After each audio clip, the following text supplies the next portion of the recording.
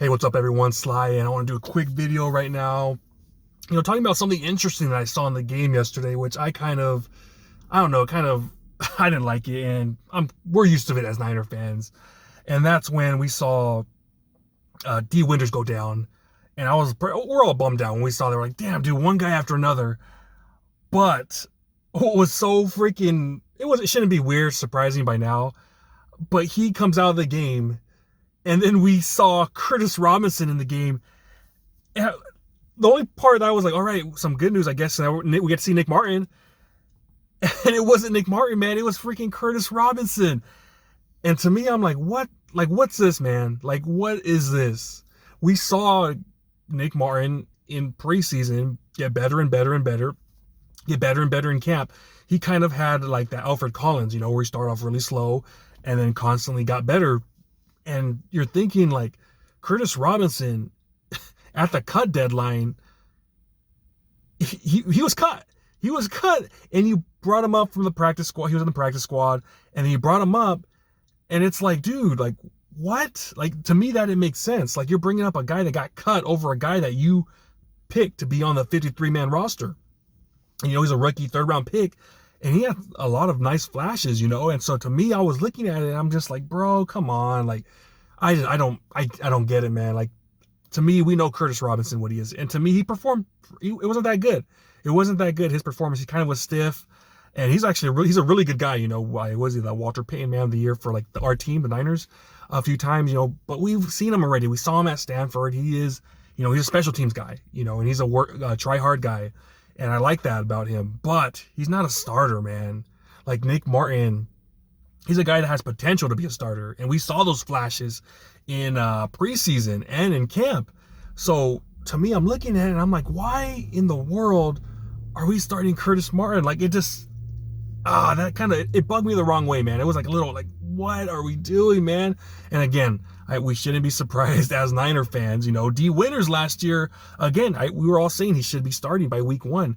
But he wasn't. He was our fourth linebacker. If it weren't for Flanagan Fowles getting hurt, he wouldn't have touched the field. If it weren't for Devondre Campbell going crazy, he wouldn't have been the starter next to Fred Warner. So, I don't know, man. You look at someone like Nick Martin, and he flies, man. He's a fast dude, physical guy. In that game, we needed a spark, man. We needed someone. The chances of us winning that game were slim when Winters went down, but you needed someone that could make a fantastic big hit, cause a fumble, do something like that. And Nick Martin, I thought, was that guy. He did in that preseason game. Remember, against the Chargers, went head first, boom, whacked the running back, caused a fumble. I believe Evan Anderson picked it up. So we saw that in preseason, and we saw that in camp. A hard hitter. Obviously that first preseason game, it was bad, but he got better and better. So I don't know, man. I don't know. I didn't like that. And you see Jordan Watkins come in, someone that we finally pumped up that he came in, but they put him in the fourth quarter, when he's just watching the game the whole time. And then what happens? He freaking drops the ball. He catches the ball later on, but it's like, bro, put him in there. Like, instead of Juwan Jennings going on a deep route, who runs, a 4.8, 4.7, that should have been Watkins, to get him loose, get him ready. But no, you throw him in there at the most pivotal point of the game. And, another guy that finally took forever to come in and get 2 snaps in the whole game. So, I don't know, man. Again, when we saw him, we were pumped up. The only reason he's on the active roster was because Fred Warner went out. They put him in special teams, and I saw him fly around, I think he has like two or three tackles already on special teams. So you're looking at that like, hey, this guy's not afraid. Like, that's one thing I like. We saw rookies back in the day. Solomon Thomas, he kind of looked stiff, looked nervous out there. It was kind of too big for him. With this guy, Nick Martin, at least him on special teams, they're like, oh, dude, this guy wants to hit. This guy wants to hit. This guy wants to do some bad intentions. So, I don't know, man. I really wish that he would. I'm like, what's that song? My wish, my wish, my wish. What's that dang song? That's what I feel right now. Like, dang, I really want them to have a chance. And again, another thing, real quick, the defensive tackles. Again, what do we have? Like 1 pressure from the defensive tackles all game long. We have Evan Anderson right now riding on the bench. Sebastian Valdez.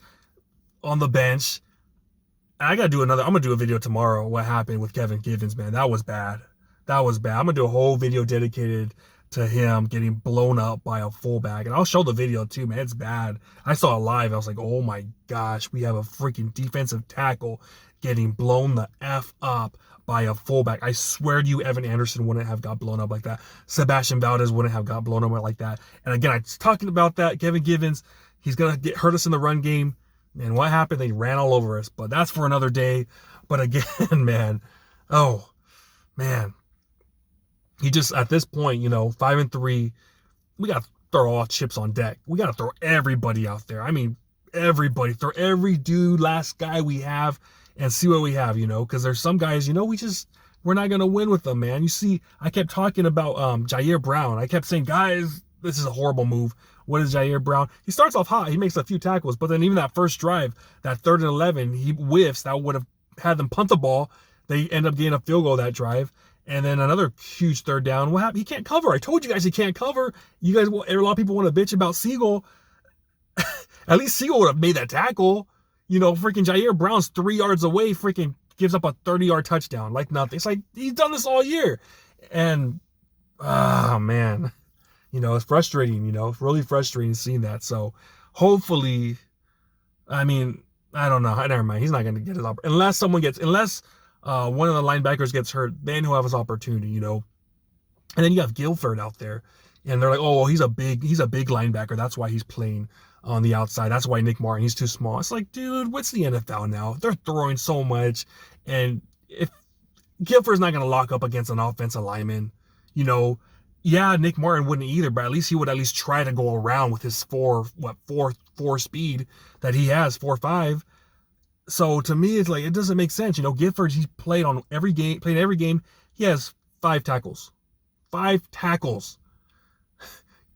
Don't tell me this dude can't do that. Don't tell me that Nick Martin can't have 5 tackles in the NFL. He could have done that too, man. So I don't know. I really don't get that. You got to be a little bigger to play the weak side or whatever, the Sam. So it is what it is. But to me, again, I'll say this, man. You want to see what you have, at least. You want to see a glimpse of what you have with these rookies, Like, to me, last year when I saw Correndo, I saw enough where I was like, dude, he's not the guy. Like, I don't want to be mean, but he wasn't the guy. There was no flashes. He had that one play that the hole opened up against Seattle. It looked like Moses. It was the sea parted and whatnot, so everyone was gushing over that. I was like, dude, no. He can't see the hole. And he's done that when he was returning kicks. That's why he stopped returning kicks, because he doesn't know where the hell to go.